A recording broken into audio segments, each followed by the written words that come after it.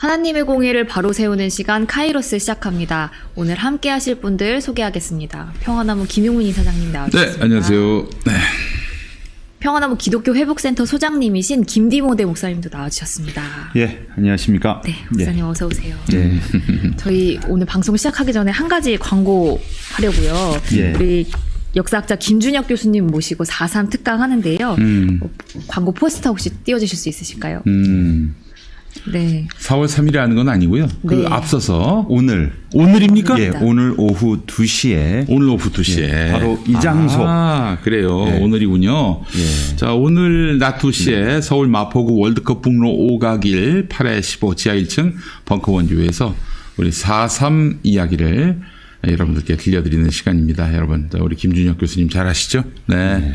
대단한 이빨입니다. 오늘 4.3 이야기를 들려주실 텐데 많이 들어오셔가지고 제주 4.3을 앞두고 또 제주 4.3이 오늘 우리 현실에 어떤 의미가 있고 메시지가 있는지 한번 좀 짚어보는 시간을 가져보시면 어떨까 싶습니다. 예. 교회에서 다른 교회에서는 알려주지 않는 이야기입니다. 예. 그래요. 원래 저희가 이제 녹화 방송인데 오픈해가지고 네. 오시는 분들 오셔서 보실 수 있도록 저희가 이렇게 제공을 해드리고 있습니다. 그리고 많은 분들이 4.3 하면은 그 공산당 남로당이 폭동 일으킨 거 아니야? 라고만 알고 계시는 분들이 교인분들 중에 상당히 많습니다. 예. 그리고 이번에 윤석열 대통령이 또 가지 않는다고 하죠. 예. 그래서 이번에 좀 교인분들께 저희가 교회에서 알려주지 않는 시리즈로 예, 3.1절, 지난번엔 3.1절, 네. 그리고 이번엔 4.3, 5.18, 그리고 6월 항쟁까지 저희가 시리즈로 계속 제공해 드릴 예정입니다. 그래서 이따 오후 2시에 예, 좀 자리해 주셔서 관심 있으신 분들께서는 오셔서 참여해 주시면 감사하겠습니다. 네. 그리고 목사님 어제 국회 다녀오셨잖아요. 예. 이제 종교인 성범죄 문제가 이제 교회 안에서 더 이상 이 자정되기 힘들다라는 예. 판단으로 평화나무 기독교 회복센터가 이 국회에 입법을 촉구하고 나선 부분이 있습니다. 목사님 자세히 좀 전해주세요. 예, 바로 어제였죠. 어제 오전 10시 20분에 국회 소통관에서 저희가 국회에다가 좀 요청하는 예, JMS 성범죄 전과 종교 성직자 죄취업 금지법 재정 촉구 기자회견을 어제 국회에서 진행했습니다. 네. 예. 이게 뭐냐면요. 지금 넷플릭스에서 여러분 너무나 잘 아시는 그 제이메스 편 네. 최근 이슈가 되고 막 뜨거운 감자로 떠오르고 있지 않습니까? 네. 예, 이게 근데 예전에 그것이 알고 싶다. MBC 반복적으로 5년 전, 10년 전, 20년 전에도 똑같은 문제가 뉴스에 계속 나왔어요. 근데 맨날 아니죠. 이슈되고 그때뿐이고 또 지나서 5년 뒤에 또 나오고 10년 뒤에 또 나오고 이게 무한반복되고 있습니다. 그렇지. 예. 예. 이게 그러면 왜 자꾸 반복이 되느냐. 소위 그 개신교계, 종교계에서는 바로 이러한 문제를 스스로 해결할 자체적인 자정 능력이 사실상 없는 겁니다. 그러니까 이것을 법으로 규제해야 된다는 것이죠.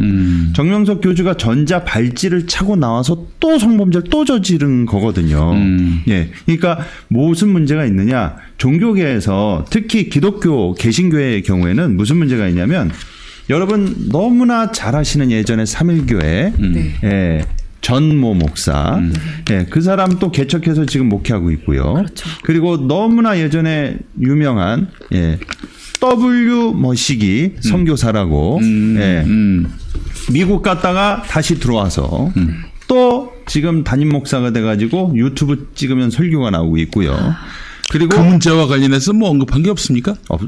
뭐 죄송하다라든지 뭐 예, 전혀 없습니다. 전혀 없어요. 예, 전혀 없습니다. 예. 그리고 그 이 머시기 예, 아주 대형 집회를 매년 그 시청에서 열었던 거기 대표도 지금 또 청소년 사역을 시작했습니다. 그리고 성범죄자가 청소년 사역을 예. 시작했어요. 그리고 또 여러분 너무나 잘 아시는 문모 씨 예, 지금 감옥에 가 있죠. 근데 그게 여러분 실은 두 번째 사건이었습니다. 아, 첫 번째. 예, 첫 번째가 있는 상태에서 두 번째 그랬기 때문에 예, 여지없이 감옥에 간 겁니다. 근데 이런 문제들을 교단이나 교계에서 자체적으로 해결하는 경우도 있지만 못 해결하는 경우가 훨씬 더 많습니다. 무슨 짓을 하냐면요. 저희 대표적으로 저희도 예전에 그 김다정 목사 인천 세수만교회 네. 사건이 있지 않았습니까? 네. 목사직을 박탈하기 전에 먼저 예, 탈퇴를 해버립니다. 교단을 탈퇴해버리고 예, 교단을 탈퇴합니다. 징계를 받기 예, 전에. 맞습니다. 징계나 면직을 당하기 전에 예, 목사직을 박탈당하기 전에 본인 스스로 먼저 나와버리는 거예요. 그러면 아직 목사직이 유지돼 있지 않습니까? 그렇죠. 그런 상태에서 다른 교단으로 가버리거나 아니면 본인이 교단을 차립니다. 교단을 만들지. 네. 그 한 2억 정도만 있으면 종교법인 만들 수 예, 있어요. 그렇습니다. 그리고 네. 회원 모집을 또 해가지고 그러니까 이런 게 아무리 이거를 막을 방도도 없고 아무 손을 쓸 수 있는 현실적인 그 어떤 방도가 없는 거예요. 그래서 그런지 재범률이 그렇게 높잖아요. 예, 상당히 높습니다. 그래서 지난 그 언론 보도에 의하면 가장 최근에는 의사가 1위로 갈아탔습니다. 원래 목사와 앞을 다투고 예. 성범죄 그 경찰청 보고서에 따르면 경찰청 범죄연락표에 따르면 성범죄 전문 직업군 중에 지난 그 10여 년 가까이 종교 성직자가 종교인이 1위를 차지했었고요. 네네. 그리고 가장 그 무조건 10위권 안에는 있고요. 예, 5위 안에 순위권에 항상 들어 있습니다.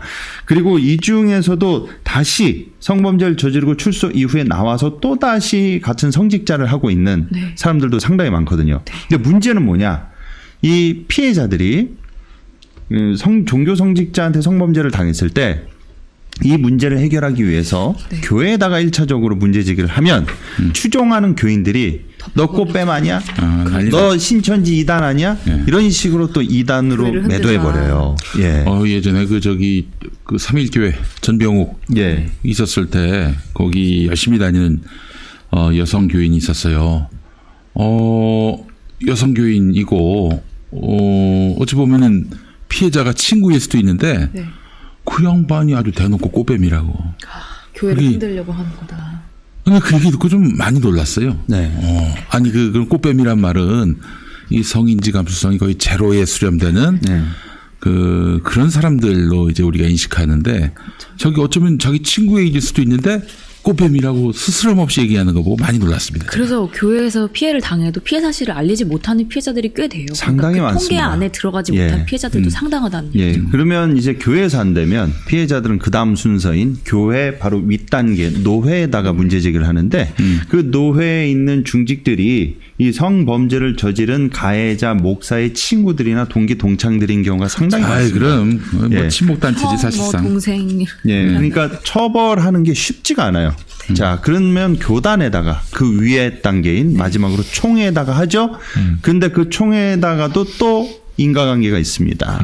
그러니까 사실상 자체적으로 해결하기가 거의 어려운 그런 시스템인데요. 문제는 종교계에서 그동안 이 JMS나 이런 성범죄를 저지른 종교인들에 대해서 공론화 될 때마다 법안 관련된 것을 논의할 때마다 맨날 반복적인 그 멘트를 친 게 종교의 자유에 위반된다는 거예요. 이 성직자의 성범죄에 관련해서 법률로 이걸 제정하는 게 종교의 자유를 침해하는 거다. 그렇죠. 예. 아니 무슨 자유? 무슨 자유를 말하는 거예요? 취업의 자유. 취업의 자유. 재취업의 자유. 예. 그러면 교육계도 그 재취업의 자유를 침해하는 거네요. 그러니까 이제 공무원이라든지 교육교사, 공무원이라든지 의사들은 국가가 그 면허나 그 직책을 관리하죠. 예, 관리 감독을 하는데 이 목회자를 양산해내는 이 신학교나 이런 시스템은 국가가 관리하지 않는단 말이에요. 교회 종교 그 비영리 단체들은 그러다 보니까 이제 거기서부터 법안을 만드는 것 자체가 손대기가 어렵습니다. 그래서 저희가 어떻게 했느냐? 아동 청소년 보호법에 아동 청소년 보호법에 해당되는 직업군들이 있거든요. 뭐 교육 대표적으로 우리가 잘 알고 있는 학교 선생님이죠. 여기에다가 종교 성직자와 종교 시설을 개정해서 추가하는 겁니다. 법안을 새로 만드는 게 아니라 아청법 안에 있는 그 종교 직업군, 재취업을 막는 종교 직업군에 이 종교 성직자를 추가하는 방식으로 법안을 그렇죠. 예. 그 김영란법에 민간 회사인 언론사 종사원들도 포함을 시켰듯이 민간 영역 아니에요? 종교. 그것도 포함을 시키는 거죠. 어려운 일이 아닌데 이제 꼴통 목사들이 또 반대할까봐 지금 그게 염려가 돼가지고 거대 정당은 뭐 아유, 언감생심입니다, 그러니까 사실. 이게 종교의 자유를 건드리는 거다라고 나오니까 이 국회도 무서운가 봐요. 아니, 이랬다 골치 아프다. 종교의 자유를 떠나서 종교의 의무, 책무 이걸 좀 먼저 생각해야 되는 거 아닙니까? 이렇게 뭐 법으로 만들기 전에 종교단체, 교단 여기서 아예 성직자 지원할 수 있는 사람으로 해가지고 이런 사람은 안 된다, 저런 사람은 안 된다. 물론 뭐 사람이 잘못했고 회개하면은 또 용서해주고 다시 포용해주는 게 그리스도의 사랑이라고는 하지만은 이 성범죄는 재범률이 대단히 높다는 점, 그렇죠. 그리고 아무런 처벌도 받지 않은 목회자들. 이런 상황을 감안한다면은 내가 아니라 남을 위해서라도 먼저 희생하고 헌신하는 차원에서 이 직업에 대해서는 내가 포기하겠다 이런 마음을 가져야 되는 거 아닙니까? 그게 그 기본 아니에요? 예, 그리고 종교계가 그 종교의 자유를 방패막이로 사회적 제재를 이렇게 피해가려고 법적 제재를 피해왔는데 이게 말이 안 되는 게 이미 과거에 우리 너무나 잘 알고 있는 그 영생교 조희성 씨가 형사처벌을 받았습니다. 대법까지도 이게 판결이 나왔는데 이단 사이비 집단은 물론 일반 종단이라 할지라도 그것이 사회 질서를 해치고 공공의 질서를 파괴한다면 법적 제재를 받아야 된다. 그리고 질서 유지를 위해 이 형사처벌이 가능하다라는 것을 판시한 대표적 예가 바로 이 사건이었습니다. 그렇기 때문에 성범죄는 그 형사처벌 받을 수 있는 대상에 해당되니 이 종교의 자유라는 것을 빌미로 이를 방패막이로 삼을 수 없다는 것이고요. 예. 그리고 또 하나 저희가 말씀드리고 싶은 것은 이 국회에서 저희가 이제 각 정당에 정말 여러분 저희 김용민 이사장님하고 저희 평화나무가 열일을 하고 있습니다. 네, 열심히 하는데 문을 두드렸죠. 네, 두드렸는데 제가 심지어 어떻게까지 얘기를 했냐면 그 민주당 같은 경우에는 약간 그 신천지에 대한 트라우마가 있을 수가 있어요. 왜냐하면 신천지 신도 수가 적게는 30만에서 많게는 37만 8만 그렇게 잡는다고 하면 예전에 그 이재명 대표가 도지사 시절에 그 성역이라 할 수 있는 신천지 교인들한테는 성역이라 할 수 있는 그 코로나 시국에 평화궁전을 행전집에서 강제로 들어갔단 말이에요. 그래서 신천지 신도들한테는 이거 실제로 그 당시에 TV에 이재명만 나오면 꺼버리고 이재명 사탄입니다. 그리고 신천지에서. 지난 뭐 저희가 이제 이따가 신천지 할 때 다루겠지만 이만희 씨가 그 윤석열 검찰총장한테 은혜를 입어서 좀 우리가 도와야 하지 않겠냐. 영매는 건드리지 마라. 그래서. 경선 개입 그 의혹도 있었단 말이에요. 그러니까 보십시오. 신천지는 이재명 도지사 시절에 이런 일을 겪었기 때문에 민주당이나 이재명 후보를 찍겠습니까? 안 찍어요. 그렇죠. 그럼 30만 표가 날아가는 겁니다. 일단 시작부터. 예. 그런데 지난번에 하필 0.7% 차이로 졌단 말이에요. 그러니까 총선을 앞두고 이게 민주당을 비롯해서 각 정당들이 JMS나 종교 성직자들 혹시라도 이거 법안 통과시켜서 눈밖에 나면 그래서 제가 심지어 뭐라고까지 했냐면 비서관님하고 보좌관들한테 JMS 신도는 기껏해야 5만 정도밖에 안 되니 35만 아니니까 좀 가만히달라. 10분의 1밖에 안 되니 그렇게 지장이 있을 것 같진 않다. 근데 또 이게 JMS가 아니라 기존의 종교인들을 다 포함하는 거지 않습니까? 그러니까 솔직히 좀 그 정당 입장에서는 당론으로 채택하기 쉽지 않고 부담스러운 걸 수도 있어요.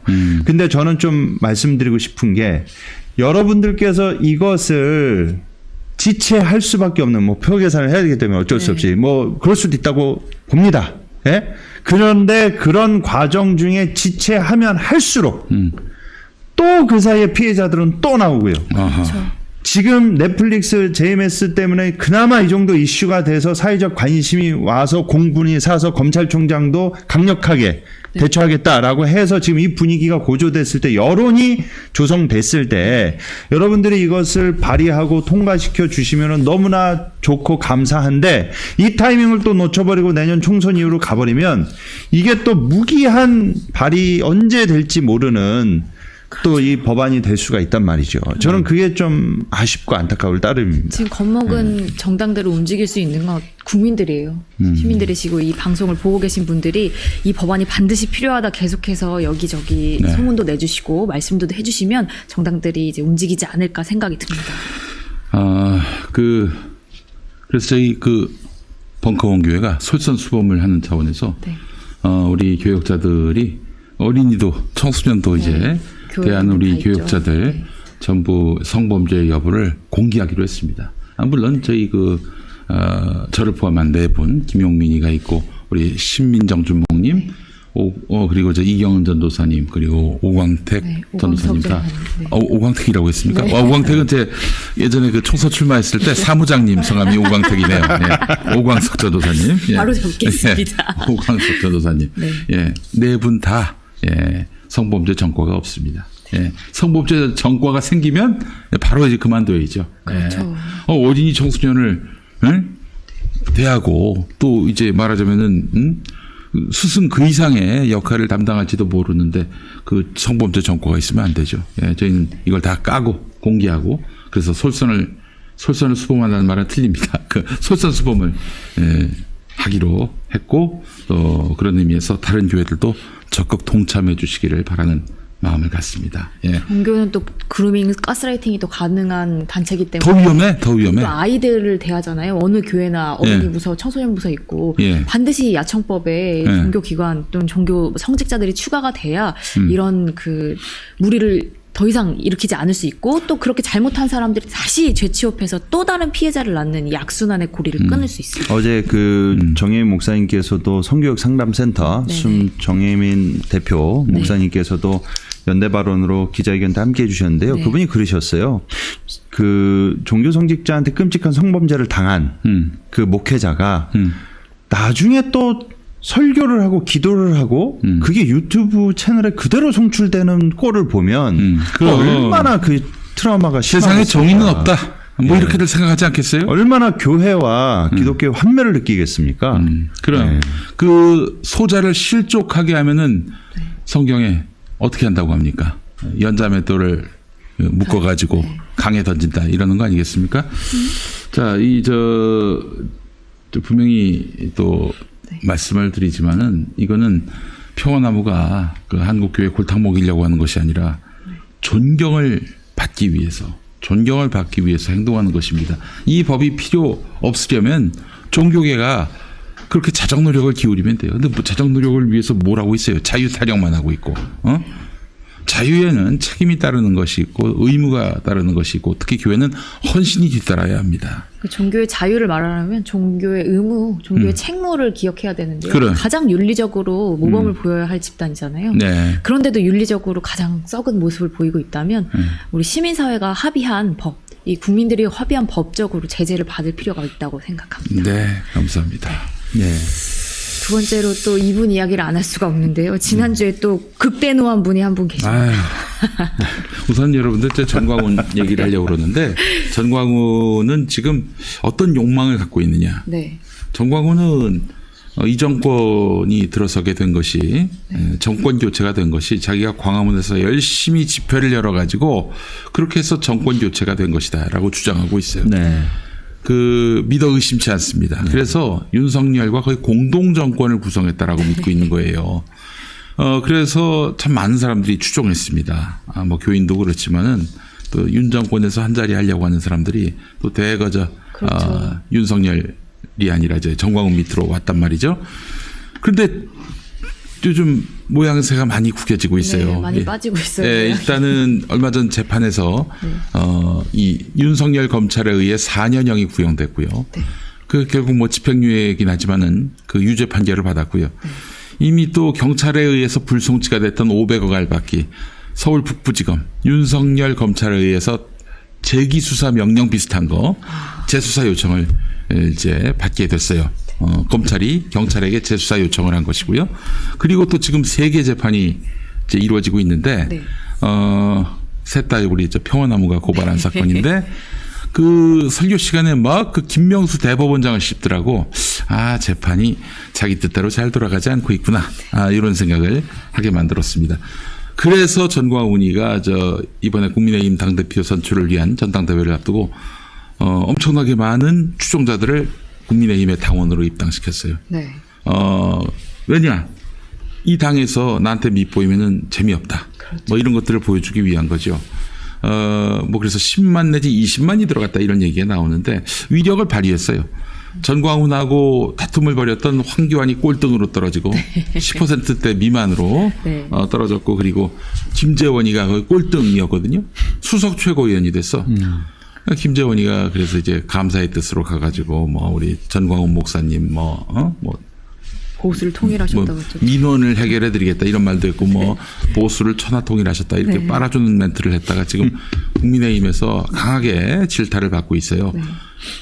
그러면 어떻게 되겠어요? 전광훈은 얼마나 열받겠어 지금. 지금 나를 띄워주는 김재원이를. 그러니까 인정 투쟁 차원이 아니라 지금 이렇게 되면 추종자들하고 할 말이 없어지네요.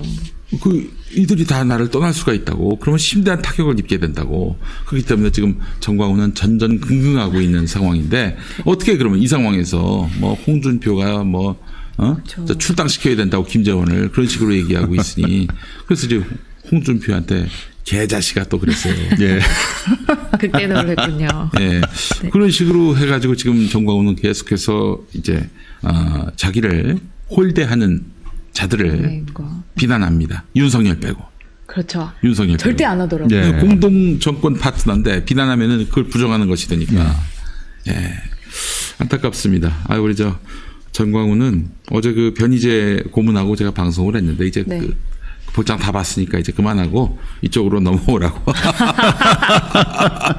빠른 판단을 내리라는 예, 그렇죠. 이제 아니 그 어차피 뭐 재판에서 계속 질 거고 또 졌어요 얼마 전에. 그 누구냐면 조나단이라고 하세요. 예. 네, 쥐야! 뭐 이러는 사람 있어. 저기. 우리 상당히 끈끈한 관계였다가 네. 얼마 전에 그 선거법 위반 우리 예. 이제 평화나무가 고발한 거죠. 예. 네. 예. 벌금 200만 원 받았습니다. 선거법 위반이죠. 예, 선거법. 그럼 이제 공직선거법. 조나단은 출마 못해. 100만 원이 넘어가니까. 예. 그래서 그 때문에 조나단이 상고가 아니라 상소를 했어요. 이 법원 판결이 잘못됐다라고 하면서 아주 재미있는 모양새가 지금 전개되고 있는 상황입니다. 지금 전광훈이 공동정권이라고 우긴 아니 공동정권이라고 우겼다가 된소리 맞고 찌그러진 사람이야 사실 전광훈만이 아닙니다. 안철수라고. 네, 안철수. 안철수도 그렇지. 네, 강제 철수당한. 우리 윤석열 사전에는 공동 협업 그리고 합작 나누거나. 이런 게 없어요. 들으라고 자빠졌어. 아니 하늘 아래 어떻게 태양이 두 개일 수가 있습니까? 네, 라고 본인이 생각하는 거죠. 예, 그래요. 윤석열은 그렇게 생각하고 있는 거예요. 하늘 위에 태양은 두 개일 수 없다. 네. 근데 태양 위에 태양은 있어 보입니다. 네. 달이었는지 태양이었는지는 나중에 역사가 심판해 줄 것 같아요. 레이디 가가와 블랙핑크를 소환한 태양 위에 태양이 또 있어 보여요. 제가 또 재미있는 얘기를 들었는데 끝나고 말씀드릴게요. 여기서 얘기했다가 나 잡혀갈 것 같아요. 방송용으로 다음 주에 수정해 오겠습니다. 예. 자, 그 영상을 그래서 제가 또 준비를 했어요. 네, 그때 노한 이 국민의힘 지도부에 분노한 전광훈 영상 한번 보고 오시죠.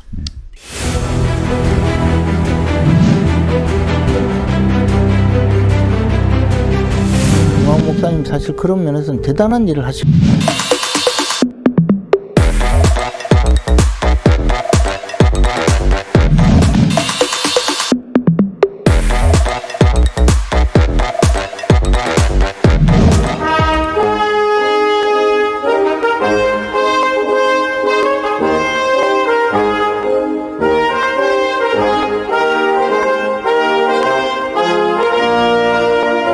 이참에 나는 국민의힘 정당 자체를 개조해야 된다고 생각해. 예. 어디라고 말이야. 아니 다 죽은 대한민국을 가문이 살려놓으니까 지금 와서 뭐라고? 김재원이 뭐 틀렸다고? 내가 또 욕 한마디 할까요? 야 이 개자식들아 이 자식들아. 니들은 정치 붙잡고 밥 처먹고 사는 놈들이야 이놈들아. 나는 김재원도 마음에 덜 들어요 사실은.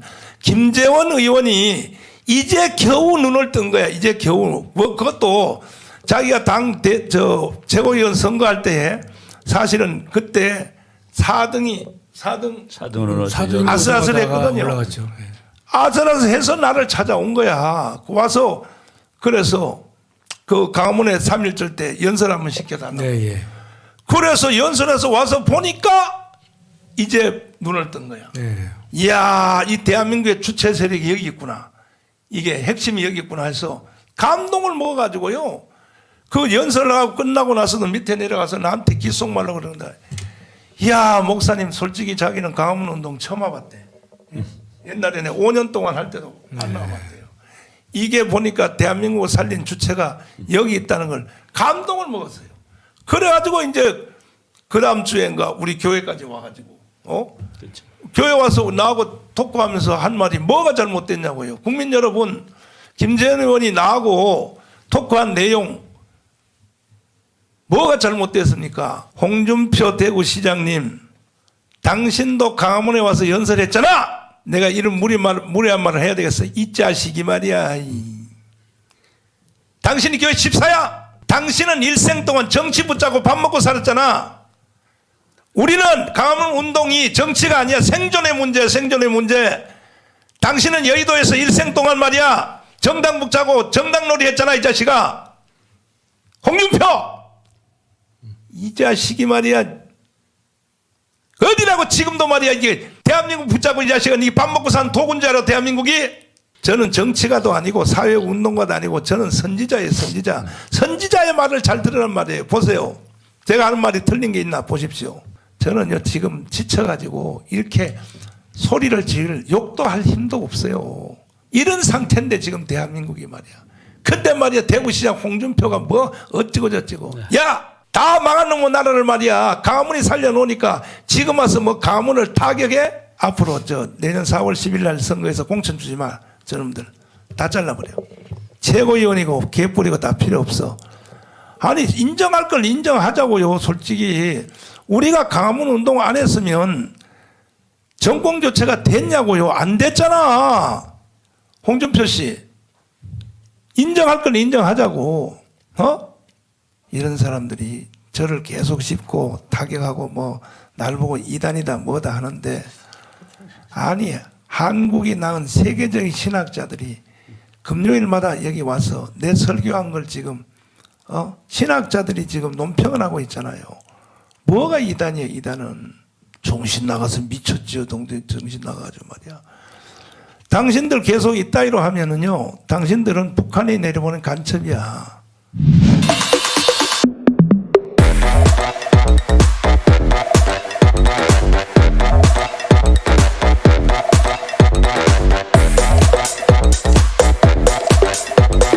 하나님도 까불면 나한테 죽어 라고 말하는 사이비 목사 같은 사람에게 달려가는 여당 최고위원을 보고 있자니 정말 한심합니다.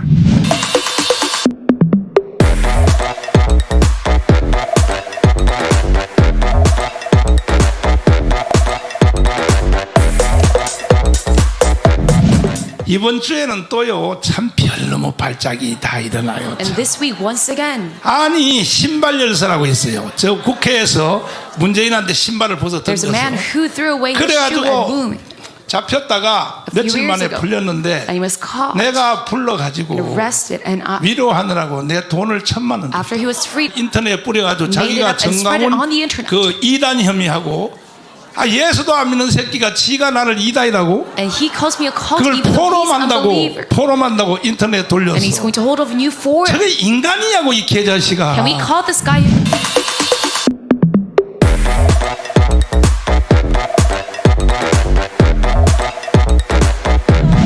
하나님도 까불면 죽는다는 반스 목사.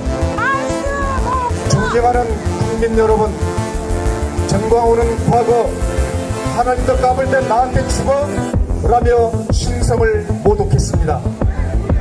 그리고 여성도들이 있는 자리에서 내 앞에서 반스를 내릴 수 있어야 하나님께 순종하는 것이다라며 여성도들을 농락하고 하나님의 숭고한 성령을 자신과 동일시하는 어처구니 없는 만행을 일삼았습니다. 이는 신천지 교주 이만희와 다를 게 무엇이며 JMS 정명석과 다를 게 무엇입니까? 그래서 정광훈을 반스 목사란 별명을 얻은 것입니까?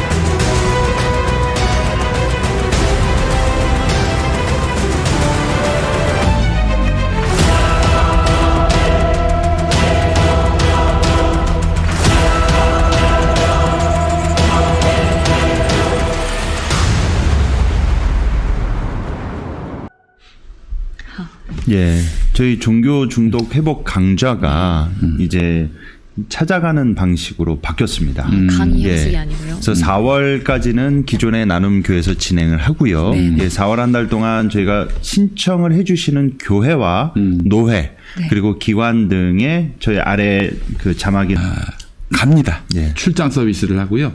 뭐 저기 강사료나 이런 건 다 전혀 저희 없고요. 평화나무가 전액 무료로 저희가 평화나무가 담당하니까 예, 연락 주시면 감사하겠습니다. 근데 좀 사람을 모아 주셔야지 갔는데 아무도 없으면 좀 예. 너무 그렇겠죠? 예. 어느 정도 좀 뭐 우리 저 뭐 당회에서 부르셔도 되고 예, 재직회에서 부르셔도 예. 되고요. 아주 유익한 강좌가 될 것입니다. 자, 그나저나 앞서서 우리 신발여사 얘기 나왔는데 신발여사가 우리공화당 쪽이라고 합니다. 조원진. 근데 조원진하고 지금 전광훈하고 견원지간입니다. 그래서 지금 우파 지역에 코인을 놓고 코인 빨기 경쟁을 지금 코인 쟁탈 전쟁을 지금 벌이고 있어요. 예. 조원진대 정광훈. 그렇지. 그 조원진은 특히 그 친박을 자처하는데 많은 분들이 그 조원진 하면은 박근혜의 뭐 대리자, 대변인 이런 인식을 갖고 있는데 전혀 아니고요. 박근혜가 아예 그냥 배척을 한다고 하더라고요. 예. 예. 둘이 같이 앵글에 잡힌 걸 본 적이 없었던 네. 기억이 있어요. 그런데 뭐 예. 어디 방송에서 조원진 부르면 박근혜의 뜻이 무엇이냐 뭐 이런 거 많이 물어보잖아요. 예. 근황도 물어보고 예, 전혀 모르고 하는 얘기니까 모르고 안 친한 사이. 안 친한데 말이죠. 그렇게 해서 빠는 사람들이 많습니다. 예. 그 노무현 대통령 돌아가시니까 자기가 다 친노였다고 막 뒤에서 이렇게 노 대통령 씹고 다녔던 사람들이 좀 너무 변구스럽습니다. 제가 다 쪽팔려요. 네. 예. 이게 하여튼 뭐 우파도 그렇고요. 뭐 일단 코인이 눈앞에 있으면은 그 이성적인 사람도 그 합리적인 사람들도 다 눈깔이 뒤집힙니다. 예. 저게 안타까워요. 그게. 이 유는 끝까지 욕하지 못하지만 나에게 반기를 들면 누구든지 이렇게 잘근잘근 씹어주는 이 정광훈 씨가 이 보수 진영에서 조원진 씨와 앞으로 또 어떤 또 명장면을 근데 지금 보여줄지. 너무 정광훈이가 전선이 너무 많아요. 너무 적들이 많아요. 그렇지. 네. 김용민이하고도 있고 저기 저 안희환 목사라고 네. 그 원래 이제 우파 목사인데 그 우파 목사인데 지금 저 정광훈하고도 틀어져 가지고 그 심화부하고도 싸우대 보니까 예.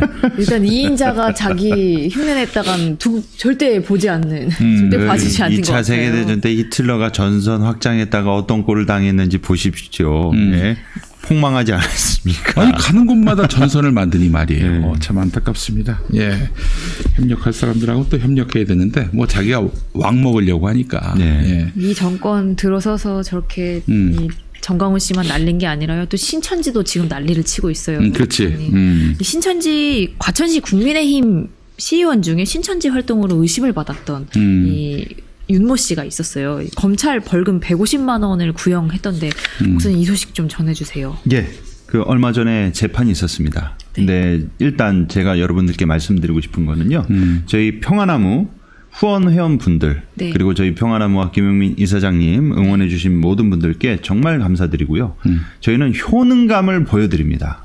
지난 공직선거법 위반으로 저희가 공명선거 감시단 총선과 총선과 보궐선거 그리고 대선, 지선 저희가 계속 해왔지 않습니까? 지난번에 그 대선 때 그리고 지선 때 저희가 고발한 공직선거법 위반으로 고발한 여러분 너무 좀 전에 방송에도 나왔던 정광훈 씨 법정에 세웠고요.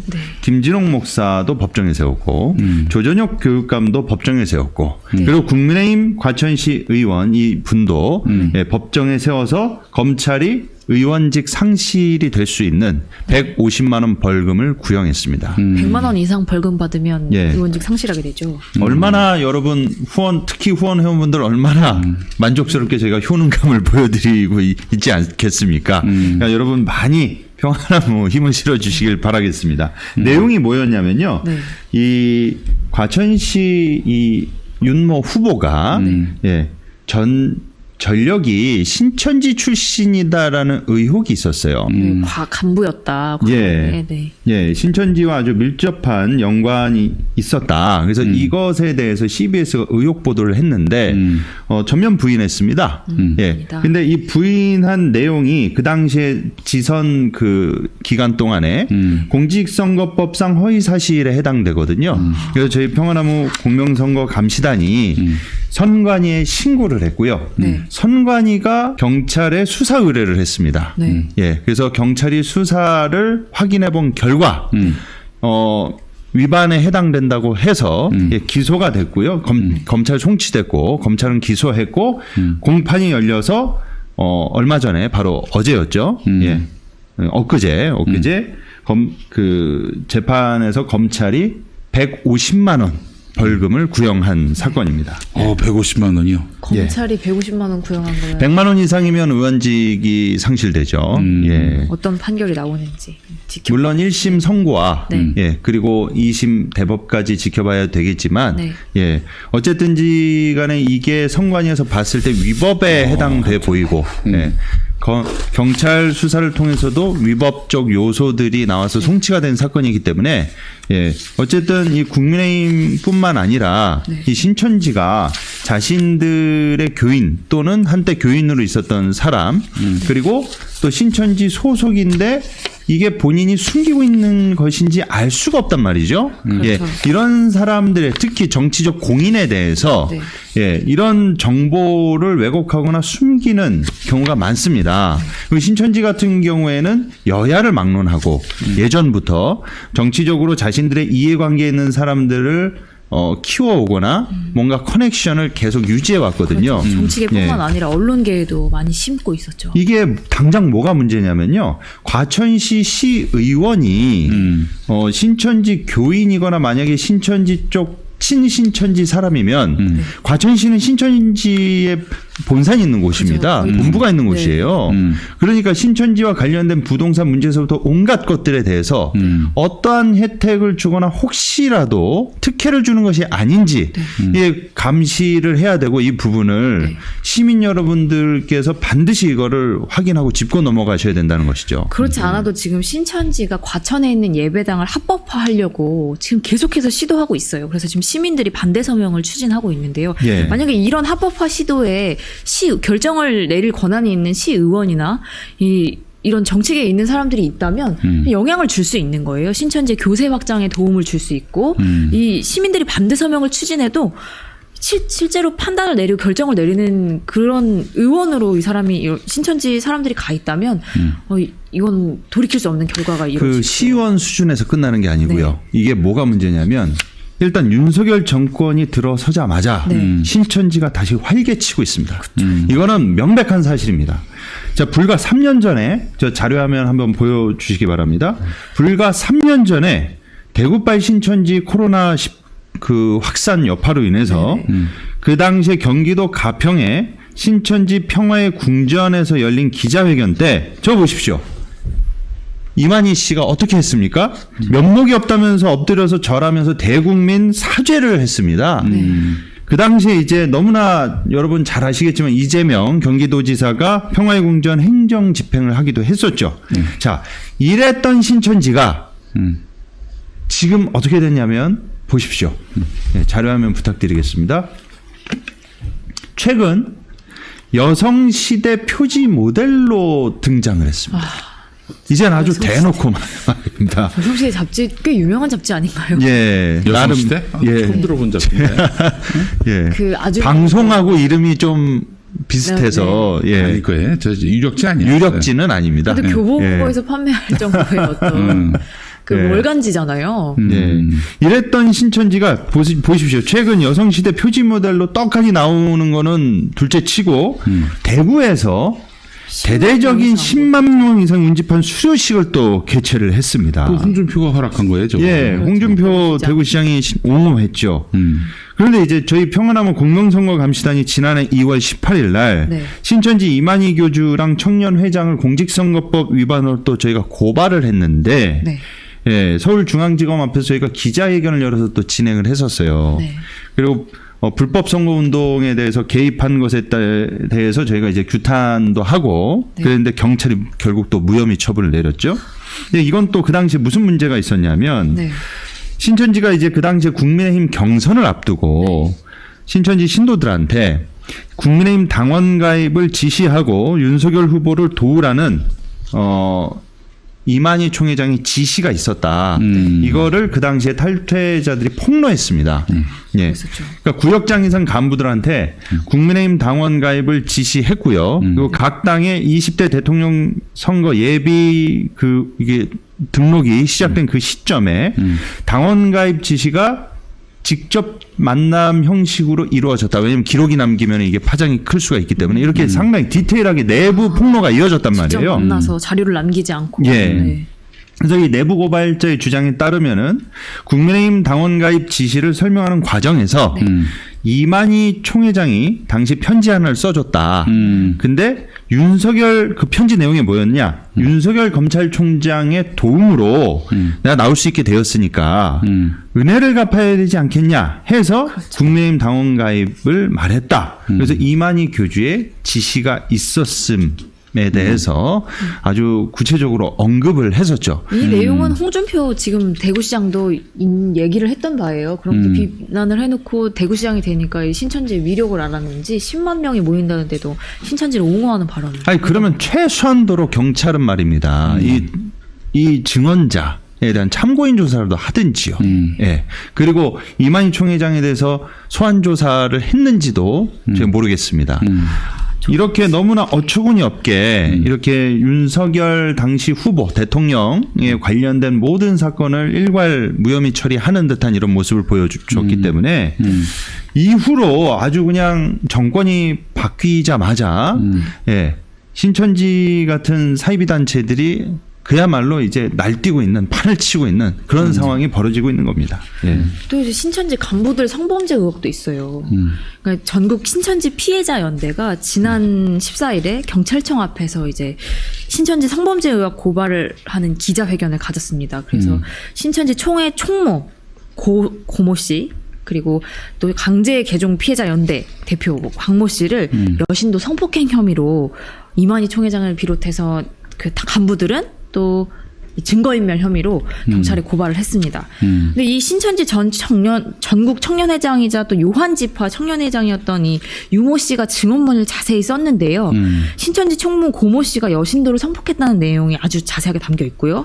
그리고 또 이 코로나가 확산됐던 그 2020년 당시에 신천지 총회 총무 고모 씨가 이 유 씨에게 아주 구체적인 외모까지 언급을 하면서 한 여성을 소개시켜달라고 했고 이후에 소개받은 그 여성을 성폭행을 했다는 거예요. 아유, 예. 그래서 이 전국 신천지 피해자연대가 이 청년회장의 증언문을 대독했는데 이 고모 씨가 여러 명의 여자를 강간했다는 얘기를 직접 들었고 또 이를 확인해서 이 신천지 총회장인 이만희 총회장한테 전화를 했는데 전화를 받을 당시에 총회장은 난 청년을 제일 아낀다. 내가 가만두지 않을 것이다라고 했지만 막상 이 고씨 성범죄 내용을 보고한 이 유 씨를 오히려 다른 부서로 옮겨버리고 또 일부 간부들은 유 씨가 신천지 총회를 음해하려고 거짓을 꾸몄다고 이제 소문을 내면서 성범죄를 은폐하고 오히려 이거를 고발한 이 유 씨를 곤란하게 만들었다고 합니다. 그래서 이 전국 신천지 피해자연대는 이 강간 사건에 대해서 이 조직적인 은폐가 있었고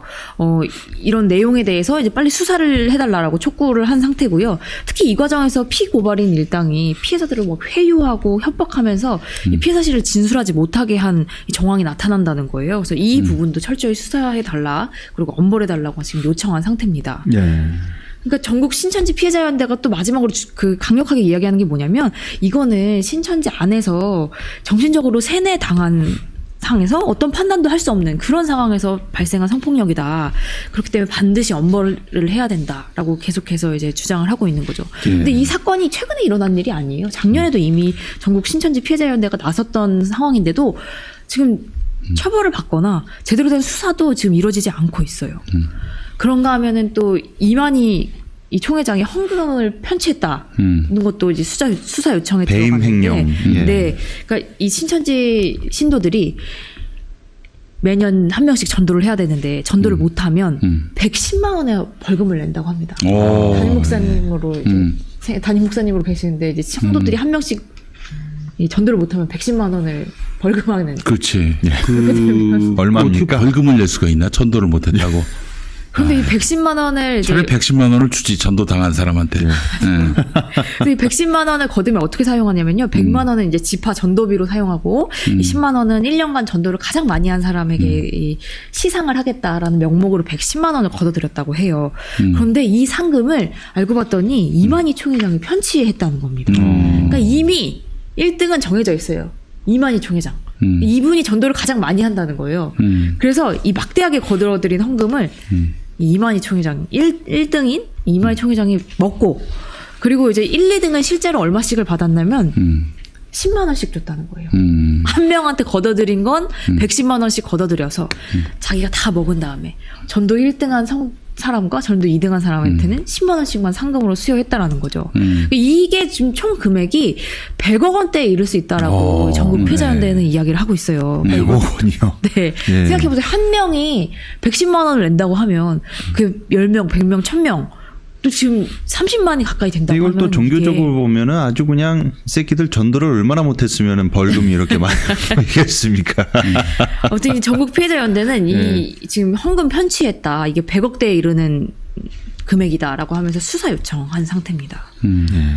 지금 전국적으로 신천지가 자신의 정체를 아주 드러내면서 아주 공격적인 이 전도 활동을 할 뿐만이 아니라 법적으로도 계속해서 자기네 불법 예배당을 합법화하려고 시도하고 있고 그리고 이렇게 이 대놓고 이 성범죄를 몇 년째 저질렀는데도 처벌받지 않고 있고 또 헌금을 편취했다는 의혹도 있는데 그게 100억대가 된다는데도 또 심지어 그 예배당 합법화 시도까지 하고 있다고 네. 들었습니다. 그러니까 이 예배당 합법화는 원래 그 과천시에 이마트가 있다고 해요. 그 구층에서 이 신천지가 예배를 드렸었는데 원래는 문화 집회 시설로 용도가 지정돼 있었는데 신천지가 이 무단으로 용도를 변경해서 예배당으로 불법 사용을 했던 거죠. 종교 시설로 변경하려는 시도를 하고 있는 거네요. 그런데 이게 지금 관천시가 이를 알고서 이제 이행강제금을 부과하고 이제 행정 대집행을 예고하고 아주 강경 조치를 계속 해왔었는데 올해 1월에 또 시설 용도에 어긋나는 그 행위를 계속 지속하는 데다가 또 경고를 받았거든요. 그런데도 불구하고 계속해서 용도 변경을 지금 3차례째 시도를 하고 있는 거예요. 그러니까 시민들은 그렇지 않아도 과천시 시민들이라고 하면 신천지에 얼마나 이를 갈겠습니까? 그래서 이제 시민 다수가 이제 서명 운동에 나섰고요. 그리고 실제로 이제 이 민원을 접수를 하겠다라고 하신 상태예요. 그런데 이제 신천지는 이에 대해서 공식 입장을 내놓지도 않은 상태고 2010년부터 부동산 소유권 취득 직후 지금까지 3차례나 용도 변경을 시도했다고 하더라고요. 네, 그렇습니다. 그래서 이게 이 과천시 의회에서 어떻게 결정이 내려졌었냐면 이 건물은 3,000명이 지금 현재 신천지 3,000명이 9층, 10층에서 동시에 예배를 드리고 있는데 그러면은 이 피난 계단이 그 건물에 3개밖에 없고 그러면 비상시에는 한 계단에 1,000명씩이 탈출해야 되는 그런 말도 안 되는 그런 구조다. 인명 피해가 아주 예상되는 구조기 때문에 이거는 절대 안 된다. 절대 이렇게 이 신천지가 예배실로 용도를 변경하는 거는 허가해 줄 수 없다라고 하면서 이 안전관리가 취약한 이 다중이용 시설 관련해서 용도를 변경할 때는 이 심의를 더 강력하게 보고 또 사고 예방 대책을 마련하겠다라고 긴급하게 법안을 또 이 건축 조례를 개정까지 했어요. 신천지 때문에. 그런데 또 계속해서 이 용도 변경을 시도하고 있는 거죠. 참 얼굴이 두껍습니다. 예. 그런데 또 신천지 연루 의혹을 받고 있는 또 국민의힘 소속 과천시 의원이 또 있습니다. 그 아까 말했던 그 유모 씨가 아니고 다른 의원인데요. 또, 예. 이 의원은 이 의원은 민주당이네요. 네, 예. 이 의원은 국민의힘 소속입니다. 아, 국민의힘입니까? 네, 국민의힘 소속 예. 의원인데요. 이 건물 이 여러 군데가 한 지역을 이제 층수를 완화할 필요가 있다라는 이 법안을 내세웠는데 언급을 했어요. 여기는 이 구역은 좀 층수를 완화를 해서 더 올라갈 수 있게 해야 된다라고 하는데 이 구역 그 지정한 그 구역에 6곳이나 신천지가 사용하고 있는 건물이었던 거예요. 알고 봤더니 그래서 이 6곳 중에 4곳이 이 신천지가 사용하던 건물이었는데 그러니까 지금 신천지와 관련이 있는 의원이 과천시에서 실제로 이렇게 신천지가 사용하고 있는 대부분의 건물의 층수를 완화해서 더 층수를 높게 쓸 수 있게끔 아이고. 지금 앞장서서 지금 이 노력하고 있는 이 정황도 지금 밝혀냈습니다. 예. 이런 상황에 과천시는 지금 신천지 때문에 아주 여러 가지로 이 골머리를 앓고 있습니다. 실제로 이렇게 정치에 의원으로 활동하고 있는 신천지 의원들이 많은 상태고요. 경선뿐만 아니라 앞으로도 계속해서 이제 대놓고 이렇게 신천지가 정치와 이제 결탁해서 자기 세력을 불리려고 할 거예요. 아니 보십시오. 공직선거법, 네. 예? 성범죄, 배임횡령, 부동산까지 종합 세트 아닙니까? 그렇죠. 예. 이 신천지 같은 사이비 종교 집단들이 날뛰는데 이거에 대한 결정적 역할을 한 게 저는 윤석열 정권이라고 봅니다. 그렇죠. 예. 누구를 믿고 이렇게 설치고 나댈 수 있겠습니까? 예. 무슨 짓을 해도 무혐의가 나오고 무슨 짓을 해도 어떤 고발을 해도 예? 네. 윗선에 커넥션이 있어가지고 이런 식으로 자꾸 무슨 짓을 벌여도 세간의 주목도 안 받고 네. 예. 카이로스에서나 좀 이렇게 다룰까. 충격적인 게 성범죄 의혹이 2년 전부터 불거졌는데도 불구하고 수사조차 제대로 되지 않았다는 게 정말 충격적이었습니다. 또 이제 마지막 소식으로 전해드릴 소식은 이제 서울대에서 제주 4.3과 관련해서 극우 기독교 단체가 강연을 열기로 했는데 그 지난번에 그 조국 반대했던 단체들 아닙니까? 네, 맞습니다. 트루스 예. 포럼. 네, 아이고 네. 유명하죠. 이 트루스 예. 포럼은 참 이 2017년에 서울대에서 이제 시작된 이 극우 개신교 극우 기독교 단체인데 이들이 5가지 자기네 주요 인식이라고 내세우는 게 있어요. 첫 번째는 이 이승만 대통령을 비롯한 선각자들의 각고의 노력 그리고 또 하나님의 은혜로 대한민국이 탄생했다고 주장합니다. 그렇지. 이승만을 신처럼 아주 모셔요. 그리고 또 이 굳건한 한미동맹을 앞세웁니다. 그러면서 북한을 무너뜨려야 된다. 그러면서 해벽 정책을 아주 강력하게 비판을 하고요. 그리고 참 기가 막힌 게 대학생들인데요. 박근혜 탄핵이 언론의 거짓 선동 때문이었다라고 주장하면서 또 지난 4.15 총선은 이 부정선거다. 라는 음모론을 제기합니다. 그렇지. 그리고 마지막으로 자기네 세계관은 유대 기독교적 세계관이다. 이런 성경적 세계관에 기반을 두고 있다고 주장하면서 유대 기독교적 세계관? 이게 뭐예요, 이게 도대체?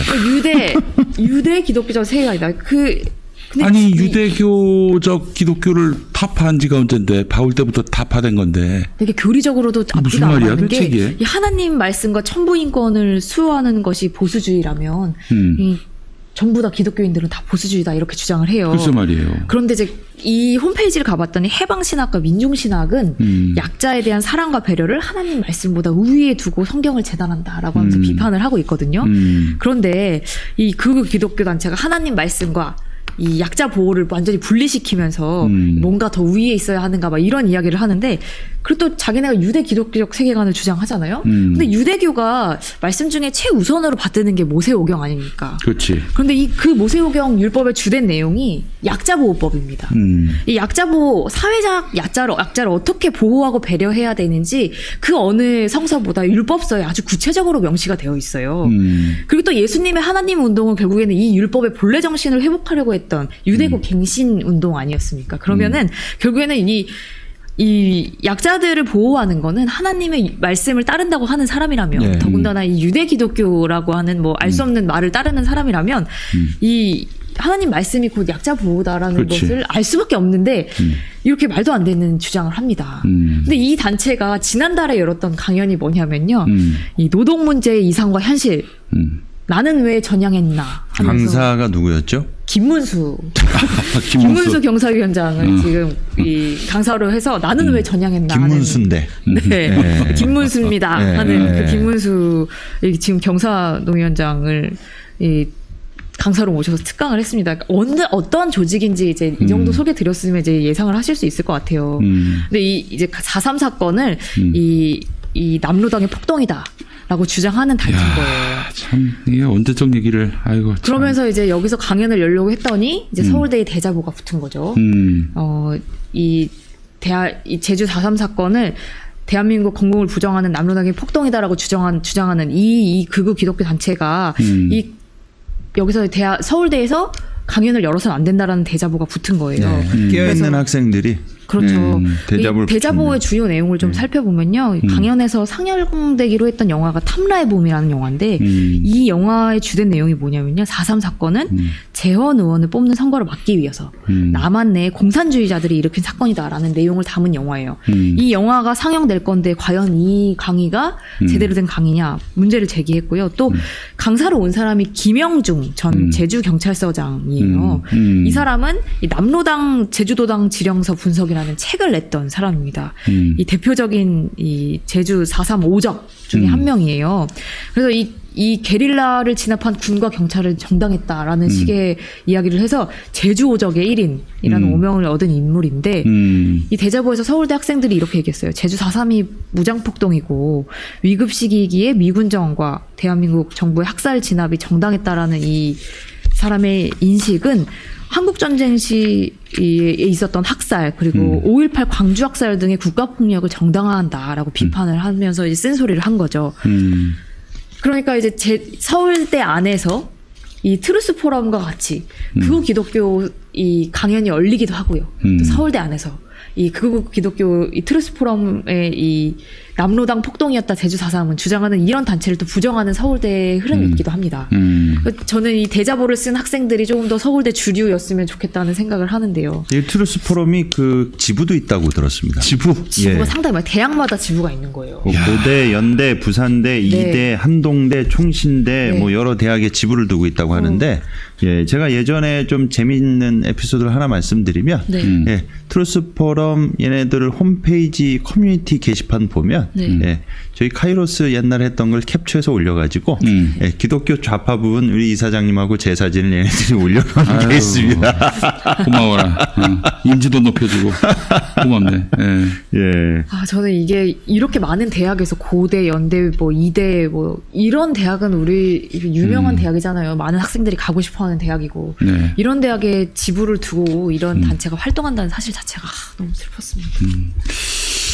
이게 사실은 옛날에는 지성과 양심의 보루가 대학이었는데, 모르겠습니다. 뭐, 우리 때 생각했던 지성과 양심의 잣대가 또 달라졌을 수도 있겠지만은, 그런데 적어도, 이런 그 국가주의, 전체주의 시대의 이런 유산들을 또 폐해들을 뭐 정말 여과 없이 그대로 받아들이는 것이 과연 젊은이들의 역할인지 몫인지 모르겠어요, 저는 잘. 그리고 지금 이렇게 정부가 지금 이렇게 친일 이 행적을 지금 계속해서 보여주고 있잖아요. 대학생들이 좀 더 많이 성균관대였나요? 이제 성균관대에서 이제 그 성명서가 나왔던데 이 대학생들이 조금 더 적극적으로 나서서 이 친일 이 정부에 대해서 심판이 필요하다는 의견들을 좀 보여줬으면 좋겠는데 이 트루스 포럼 같은 이런 말도 안 되는 그 개신교 단체들도 성행하고 있다고 하니까 좀 착잡합니다. 그렇죠. 하여간 뭐 이 역사를 잊은 민족에게 미래가 없다 이런 말이 있잖아요. 뭐 신채호 선생이 한 말은 아닌데 신채호 선생이 한 말로 알더라고. 그건 아닌데 근데 그 진짜 맞는 말 같아요. 역사를 잊어버리면은 역사를 잊어버린 거 아니에요, 그 사람들은. 다시 과거로 돌아가는 겁니다. 과거로 돌아가고 있고요, 지금 열심히. 이 참 안타깝고 한심한 현실인데, 어떻게 이거 설득을 해야 되나. 사실, 그 20대들은 특히 그 친일에 대해서는 굉장히 관대하다고 하더라고요. 그러니까 국뽕이다. 이 지금 뭐 우리가 일본을 등한시하는 게 국뽕이고 뭐 일본 문화 같은 거에 대해서 상당히 열려 있는 그 지점들이 많으니까요.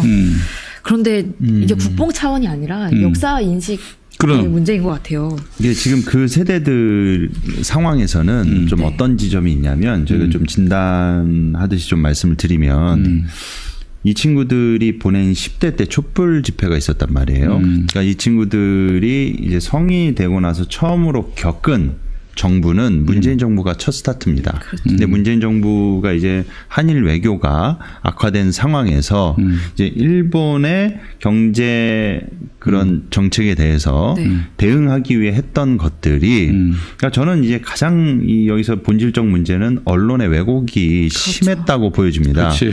예. 조국 전 장관이 그때 죽창가를 SNS에 왜 올렸겠습니까?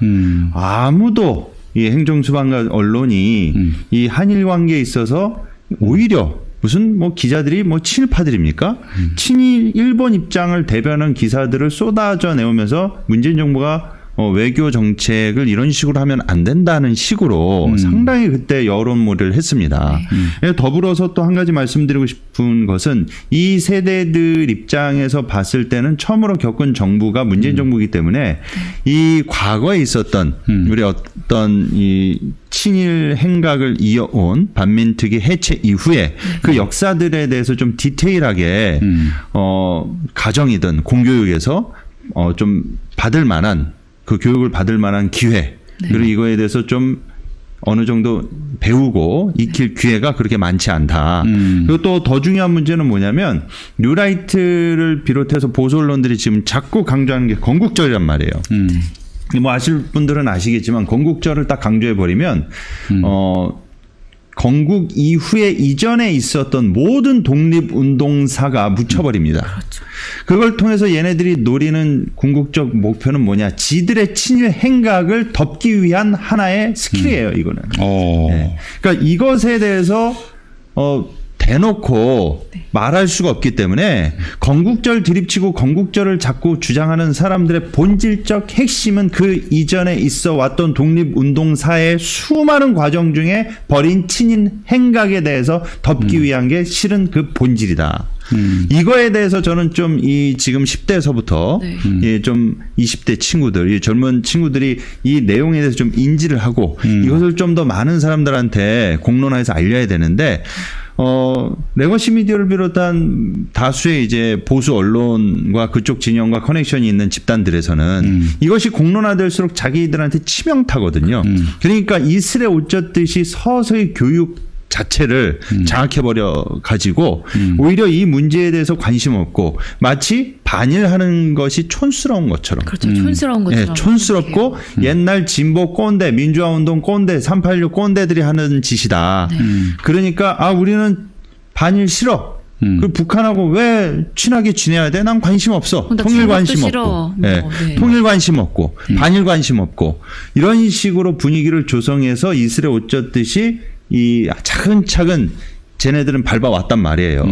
그럼 이 문제에 대해서 좀 그 의식 있는 뜻 있는 민주개혁 진영 그리고 진보 진영에서는 이거를 좀 현실적인 과제로 좀 풀어나가야 된다. 좀 그렇게 보여지는데 이런 대안들이 지금 환경에 대해서는 SNS나 소셜미디어나 유튜브 통해서 얼마든지 이게 저희가 대응할 수 있는 조성은 됐는데 또 그만큼 저쪽 진영에서도 뭐 가세연을 비롯해서 여러 가지 보수 이런 프로그램들이나 아이템들, 콘텐츠들이 상당히 많습니다.